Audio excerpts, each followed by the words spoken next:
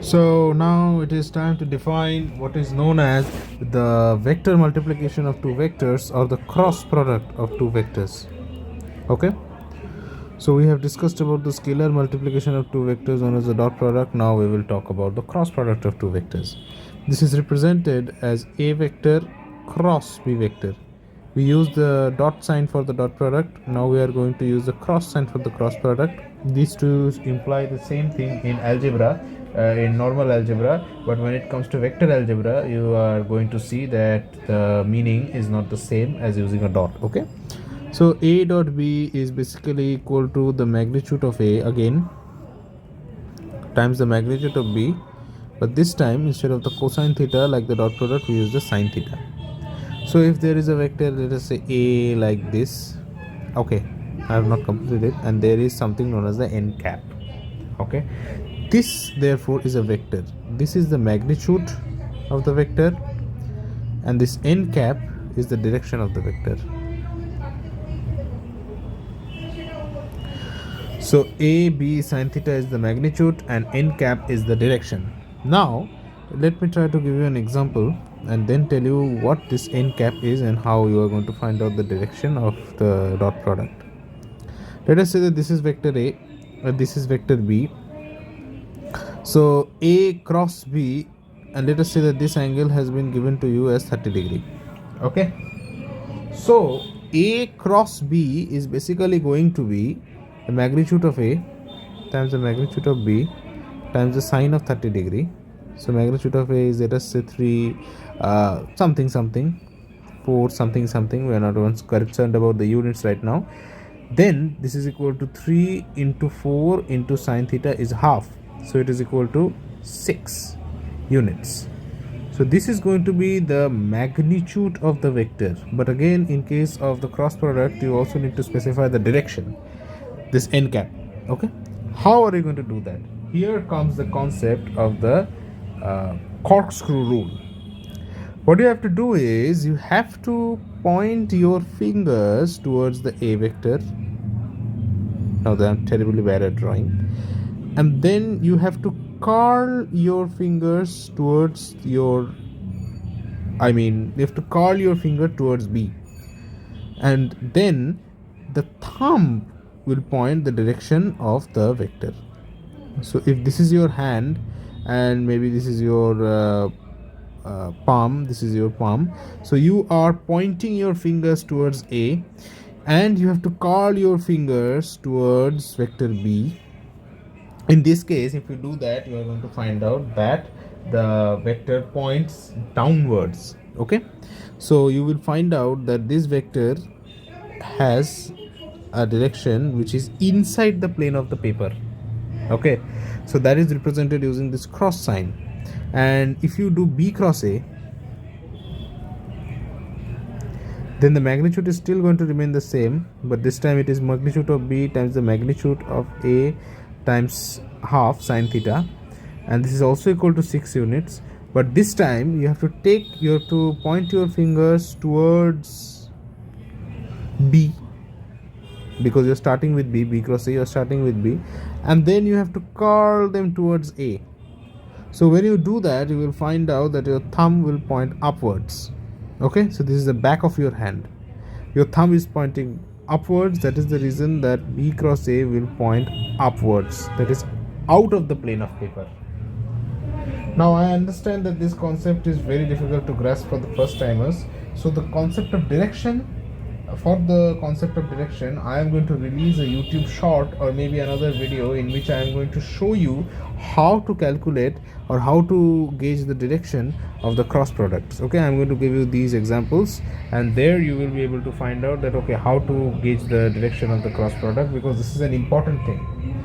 This is an important thing. There are various physical quantities that you are going to encounter that are actually given by cross products, and the directions of the cross products determine very important consequences.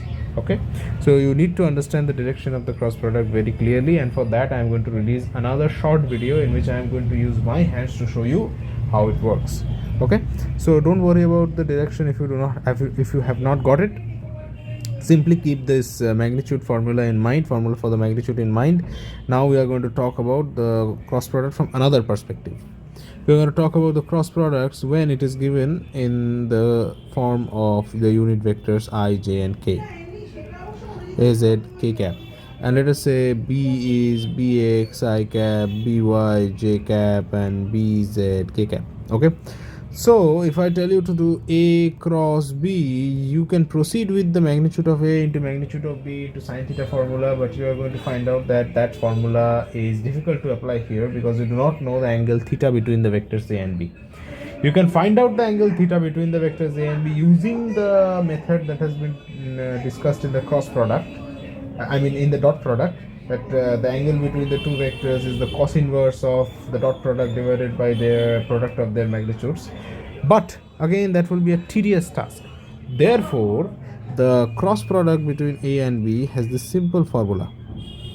You take the determinant of this thing I, j, k in the first row, and ax, ay, az, that is the components of the first vector in the second row, and the components of the second vector in the third row, and you evaluate this determinant and you get ay bz minus az by plus j cap az bz minus ax bz plus k cap ax by minus ay bx.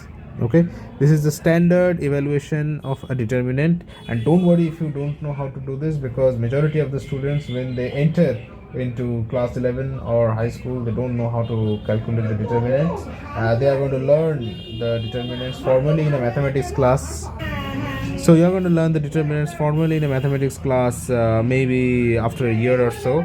For our physics, for purposes of physics, however, you need to learn these 3x3 determinants and basic evaluation of determinants, so that you are not stuck with the use of the cross product. Okay, so this is how you represent the cross product. So if you would have done b cross a, then you would have got a I cap, j cap, k cap, the first vector first, bx, by, bz, second vector second, ax, ay, az.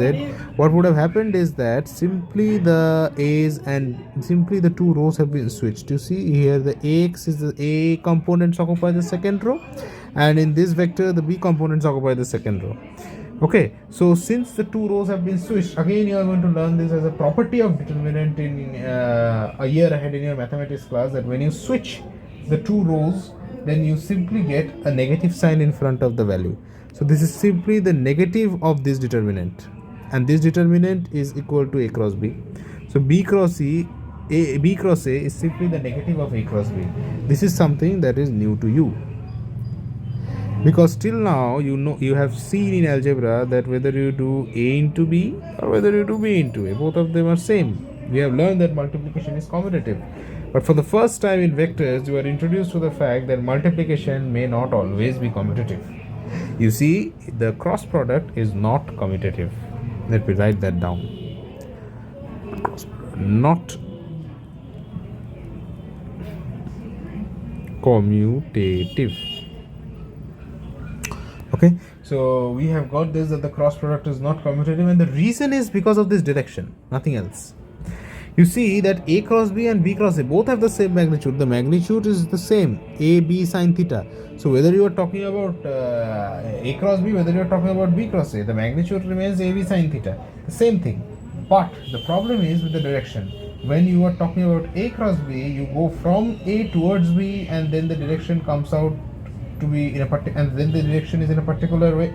I mean, the direction in a particular way is like, a very cliche statement. Then there is a particular direction. When you go from a to b, there is a particular direction, and when you go from b to a, you get simply the diametrically opposite direction. Okay, I'm going to show this to you in great detail in the next video, so don't worry about that.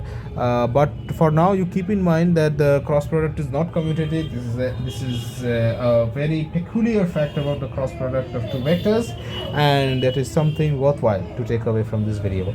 So this is the determinant that you need to keep in mind for now about evaluating the cross product when you are given the vectors in the component form.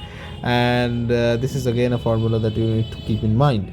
Later on I'm going to tell you examples of how to use the cross product and how to evaluate expressions that involve the cross product. You are going to develop a feeling about the cross product when you study about torques. Okay, you may find it peculiar or you may find it absurd as to why we define this cross product in such a way, but there is a purpose. Okay, you are going to understand the purpose when you study rotation. Okay, so you have to wait till that. So we have to wait till we get to rotation, but for now, for beginners, I think this is a fair enough introduction, except for the direction part. For the direction part, I'm going to tell you towards the video that I'm going to release soon. And from that direction concept comes the concept of the right-handed Cartesian coordinate system. In my video of the coordinate system, I introduced the concept of the right-handed Cartesian coordinate system. So again, in that video, I'm going to tell you about the concept in the video of the directions. Okay, the video that I am going to release on determining the direction of the cross product, you're going to understand what do we mean by a right-handed Cartesian coordinate system. It simply implies that your I cross j should be in the direction of k cap. So if you are curling your fingers from the x direction to the y direction, then your thumb should point in the positive z direction. Okay. So again, this is something for the next video. So for now, you try to grasp this concept, most importantly this determinant and this magnitude. Okay, so I'm going to see you in the next video.